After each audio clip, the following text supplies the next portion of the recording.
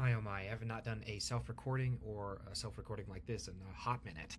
And after watching a couple of my self-recordings from the past, I realized, holy shiz, no one is going to stick through these. So I'm going to try to make this way shorter.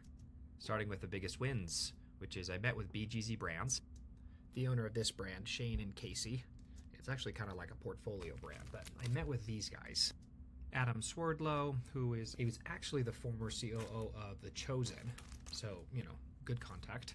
A new buddy of mine named Tyler Jorgensen from Rev Lift Labs. They're actually going to be my strategic partners in helping me scale Jiffy's, at least from like an e-commerce and a social media standpoint. But it was all to discuss selling Covered. Either selling Covered or finding an operator to help me scale Covered. And I might get into why I've made this decision maybe in another video, but this video is about biggest wins, insights, ideas, and reflections, and then lessons learned, specifically for the last week. I figured out Claude Cowork to help run customer service emails. This one's huge. Basically, until last week, I had only been using Chatty as a retrieval augmented generative system and as my gigantic AI language learning model brain for capturing everything that I have ever talked about when it comes to brands, family, health, all that stuff. So getting into building a supervised customer service rep was not only fun, but it really just reinvigorated my joy and excitement for wanting to automate as much as possible with AI. So after getting it connected up and integrated, I fed it a bunch of different protocols that I have, scripts, and it's already begun to build out SOPs. And then what it does is it's actually kind of it's really slow. Okay, it's very slow, and for someone who likes to be very efficient and fast, it's kind of like, oh my gosh, I'm about to pull my hair out because of how slow this is. But how it works is I have integrated it with Gmail and with my Google Drive and all of my scripts and SOPs, and it goes into Gmail and it goes into the email and it opens it up, it reads it, it intuits, it infers, it understands the context of what's going on. Does the customer need an order to be reshipped? Are they looking for their tracking number? If they are looking for their tracking number, where do they find it? If it's ShipStation, how do you log into ShipStation? If it's logged into ShipStation, how do you find the customer order to find them the tracking number?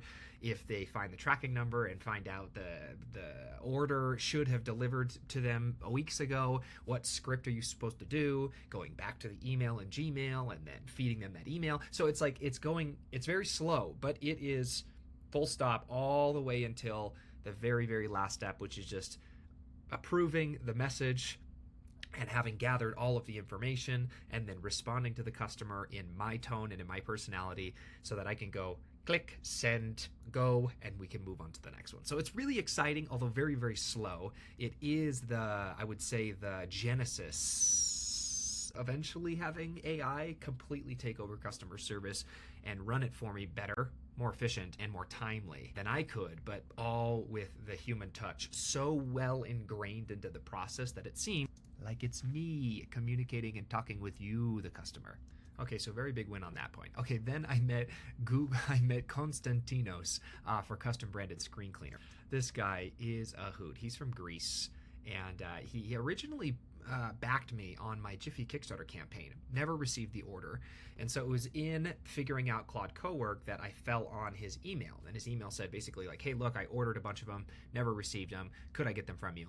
But his email signature was his brand and his logo. So I thought, man, this might be a great opportunity for me to basically make custom branded screen cleaner versions up using his brand and his logo and all of his colors and his language and all that stuff, the ethos of his brand, and then send him a video along with like, hey, I just reshipped out your order, here's the tracking number, but also like, hey dude, if you want to do custom branded screen cleaners, you can do one.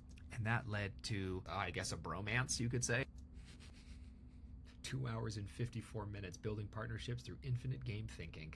Because you do sound like you've got everything, and to make everything right.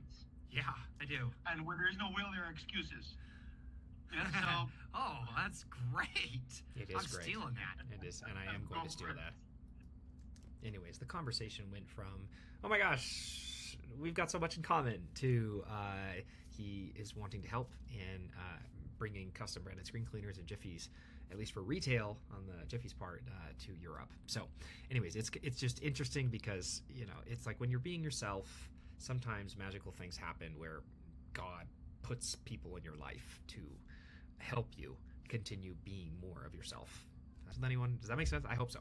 Okay, so after relating and befriending Constantinos with his family and business and all that stuff, I ended up creating Zero. They ask you answer content for a custom branded screen cleaner. There was just so much that was going on this week, and I felt like because I didn't have a structure and because I wasn't so adamant about trying to create custom branded screen cleaners, and there were other priorities on my schedule, like how do I organize and best present and pitch covered and selling it or scaling it or finding an operator to scale it. It seemed like because of that, I had an open loop. Because I had the open loop, I began to cram every day as much as I possibly could with just busy work. Stuff that was important but not necessary. It wasn't urgent. And it prevented me from doing the one thing that I wanted to be focusing on more than anything else, which was consistently creating content for custom branded screen cleaners. And that was like the biggest, like, for me, right? It was getting to the end of the week and going like, I got so much done, and none of it was productive towards the thing that I wanted to focus on. And how often does my life, and I feel like so many other people's, does that just happen where we naturally fill the empty space with stuff that makes us feel in the moment like we were being productive or busy, and yet actually what it's doing is it's committing ourselves to more busy work in the future, because all of the busy work that you end up completing is either going to have to be completed again because it's some kind of weird routine, or it's going to open up a conversation or an opportunity down the road, and you're going to have to continue feeding that thing in order for you to receive the fruits from that labor. It's all the stuff that we, like, at least for me, fill the empty space, this entropy, right, from not having like focused and then committed to that one thing for the week, ends up being filled with busy work that actually grows and breeds more busy work later on down the road, and just kind of distracts you, at least for me, more and more and more from just doing the one thing that you were focusing on. And so from Saturday, I was like, I'm going to fast basically until I get an answer to this one question. Fast until you land on an answer to what's the one recursive feedback loop I can implement between me and reality, such that by doing so, everything else is easier or unnecessary. So, the whole day I was right when I woke up, I was like, I'm going to have this question, and this is going to be driving my fast, and my intent is to basically slow myself down long enough and intensely enough that I can be still, I can recognize God, and hopefully I can receive some kind of revelation, because I'm in this malleable, attuned state and getting the answer to this question. And it was so interesting because as the day on, a lot of the original, like, obviously the initial temptations were very palpable. It's like, man, I'm very hungry. Oh my gosh, I want to go. And when I say fast, I meant digital. I meant everything fast. Digital fast, physical fast, music fast, like entertainment fast, everything, right? So it was just like all I could do was just be. And anytime that I put my watch on my right arm instead of my left arm, which is, look, there's a tan mark, if you can see it, just so it could be another trigger in my environment to be like, remember, you're fasting. What are you fasting for? Is to get an answer to this question. And as the day went on, my brain, like my mind, slowed down, and the thinking was clearer. It was more intentional, crisp, directional. And when it got into that state, I felt so calm, to the point where I didn't have to force myself into being present. It wasn't like, come on, bring it back, be present. It was just, I was present. I was present. That was it. And then the like two answers kind of emerged from having removed all of the noise so that I could be attuned with that, I would say, that signal, which would be the signal I had with God while I was fasting. The first one was trust more, do less. Right? Or stop trying so hard, you could say, is really what that message is saying. You're so adamant about trying to get an answer. Even in the fasting, I was like, I'm going to die. I'm going to fast until I die if I have to in order to get an answer. And obviously I didn't. The point, though, is you always try too hard. And just like, trust more, but do less. Trust more by doing less. That was the first answer. And then the second answer was, I have it written down. A small, realistic, and contextually constrained system. And it's one that I discovered thanks to God and fasting, and that's from bedtime, and that I can do at bedtime. And it's the second thing is, the first is trust more, do less. The second is create a system simple enough to continue when tired. That's it.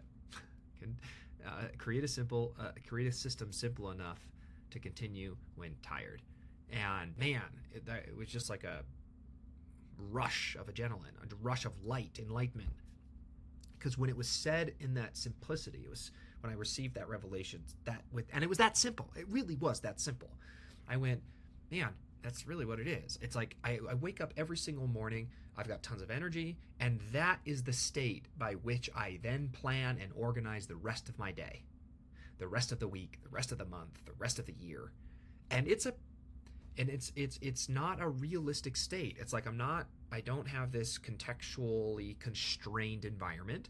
I'm going, okay, in a perfect world, which is how I feel right now, what do I want to accomplish? Well, I would want to do this and this and this and this and this and this, and it goes all the way up, and I start crunching away until noon, 1 p.m. That's when I'm just almost gassed out completely. And if I don't have the right protocols in place, the right food that I'm going to be eating, I begin getting really, really, really tempted by just eating whatever's near me. And then my thinking gets all distracted. It's all over the place. And this is where I'm like, I don't really want to do this. And I had it scheduled for that day, right? But I was doing, again, in this state of like, I'm super, super, super, super jazzed, have tons of energy. And then I'm like, I'll just push it off till tomorrow. I'll just push it off till tomorrow. I'll push it off till next week. I'll push it off after I've had that meeting, after I've done that thing. And you do that enough times over like just a sequence of 2 or 3 days, and it's like you're not getting anything done because you're so paralyzed with so much stuff. Your mind is frazzled, and it's like, and it really was because it didn't have a recursive feedback loop at the end. In this case, the end of the day, where I could go, okay, I need to ask myself some questions, and I got to ask this in such a way where it actually is going to, I'm going to take what happened today and I'm going to use that in helping me plan tomorrow. And so I lack a recursive feedback loop between me and reality, which means that nothing compounds, and that means that nothing changes. And it's because it's not small, sustainable, and contextually constrained. Thanks to God and fasting, I've discovered I just need one to start and stick with, and that's at bedtime, which is the lesson I'm learning. And what is that? Create a system simple enough to continue when tired. And it is a 4-question sequence. 1, what gave me energy after I did it today? 2, what drained, fragmented, or dissipated my energy today? 3, given my context, my current context. And what I would add to that is, what meetings do I have tomorrow? My Dawson and Tommy are graduating from preschool tomorrow. I have a training meeting, demo meeting with Qualia Clear AI software from 1:30 until 3. And that is like putting context into it. It's like, okay, I've got 5 hours of the day that are totally shot because they're dedicated to this at graduation and also to this demo. So it's like, given this context, am I sick? Is Lexi sick? Are my kids sick? Are we dealing with something in the family that is, and so it's like, given the current context with everything going on, all of your commitments, your current health, all of the relationships, the priorities that you have going on, given all of this current context, what is the one next thing that compounds? What's the one thing to do tomorrow? So to give an example, it would be, I put down for today, let's say, for example, an imaginary scenario. I'm going to create one entire they ask you answer video for custom branded screen cleaners. And I have the question, and I've got the shot list, and I've got all the footage, and the equipment and everything. And I go throughout the day and I shoot 60% of it. So I don't get around to shooting the other 40%. I don't get around to editing it. I don't get around to putting it all together and reviewing it. I don't get around to sending it off or posting it, right? And so I get to the end of the day and I'm tired, and I've got these graduations and I have this demo tomorrow. Given the current context, what's the one thing that I can do tomorrow? Well, in this scenario, without given the current context, I'd be like, well, I didn't get it done today, so I'm gonna have to do 2. I gotta do the one thing I gotta do tomorrow is I've got to complete 2 videos now, because that's what I had planned. That's what I was gonna do. And in a perfect world, I'm gonna get that done. And so now I'm already setting myself up for failure for starting the week with Monday, right? So given the current context, what's the one thing I can compound tomorrow? It would be shooting the rest of the 40%. Yeah. Because if I do that, I can edit that anywhere. I can edit it at home, on the toilet, having someone drive me to work while waiting for my kids to get up on the stand as they're graduating. Like, I can do all this different stuff, but the one thing that is just getting the last 40% of the footage and going like, and that's really all I can do. And then, following it up with, what is getting in the way of me going faster? And in this scenario, I would say it's humility. It's being so prideful, having such an ego, or not being aware of the fact that I have limits. And that is, and limits not in the negative context, I'm saying like constraints that if actually aware of, right? And that is what I feel is being humble. Humble is knowing thyself. Being humble is understanding your limits and being okay with those limits, but then being creative and going, okay, given my current context, given my current limits, given who I am, given that I understand myself, I understand where I'm really good and where I'm really bad, what are my strengths and what are my weaknesses, and where I thrive and where I just crumble, and then being able to move forward with that being in that context. So what's the one thing that's getting in the way of me going faster? I would say embedding points in my day where I can remain humble by asking myself the right kind of questions to help me become aware of what my limits are. Right? And that's going to change every single day. What's getting in the way of me going faster? Maybe it's I don't have a right subscription. Maybe I don't have a right tool. Maybe I don't have the right software. Maybe I need to learn an aspect of a software, right? So it's like all 4 questions are timeless, because what gave me energy after I did it today, that's going to change every single day, but it can remain current. What drained, fragmented, or dissipated my energy today, that question is timeless, it's repeatable, it's sustainable, it's very easy to look back on it and not with an ego go like, well, this should have given me energy, or this didn't drain me. It's just going like, no, this is what drained me. Given my current context, what is the one next thing that compounds? And then what is getting in the way of me going faster? And I feel like that is such a fantastic, beautiful system that's simple and something that can be continued even when I'm tired. And I think that like what resonated after I had kind of come up with this list is the fact that like I think this might transcend my life. This, as in the fact of like, this could be related. Other people could use this. Other people might benefit from this.